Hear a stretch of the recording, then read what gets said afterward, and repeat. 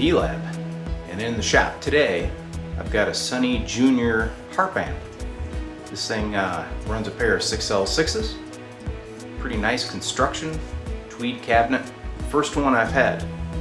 And the complaint is kind of odd. The harp player says the amp developed an issue where it has too much gain.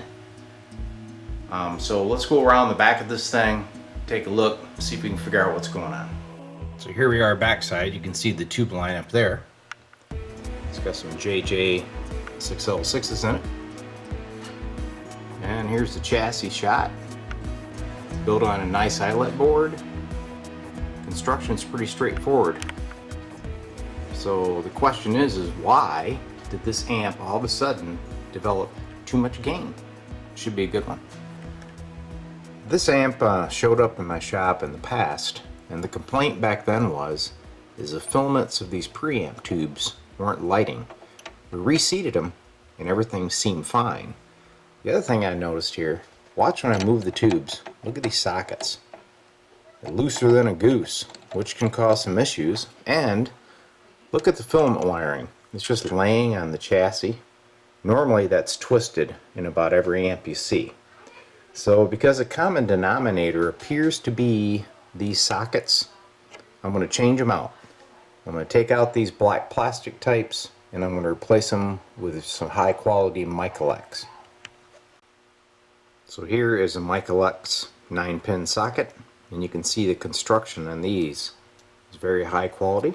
So we're going to put that in, and then we're going to change out the filament wire with 20 gauge twisted type. The new Michael-X sockets are installed and they're doing the job. And I also put in the twisted wiring for the filaments. If you take a look, I don't know if you can see too well, but if you take a look at this socket, a couple of these pins have been tweaked. One of them has something stuck in it, and the pin appears as though the tube wasn't going through the center of it, it was actually going to the side, and that is on the filament line. So there's the reason that that tube was not lighting all the time. The other thing I noticed is you got this bias resistor up here. It's a 330 ohm resistor. I fired this thing up and the output tubes are running pretty hot. Check the bias and it's actually about 50 milliamps per tube, which is way too much. So I'm going to install this beautiful Clarostat tapped resistor in its place. It's a 0 to 500 ohm.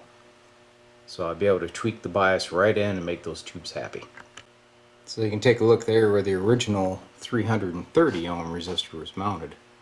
It's kind of a dark spot up there. She was getting a little warm. Here's the new Clarostat adjustable one in line. And I'm at 424 ohms to get the right bias through the output tubes. So you can see there's quite a difference there.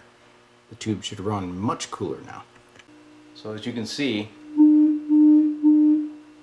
the Sonny JR lives again, as well as those sockets that I pointed out and the bias adjustment that I added.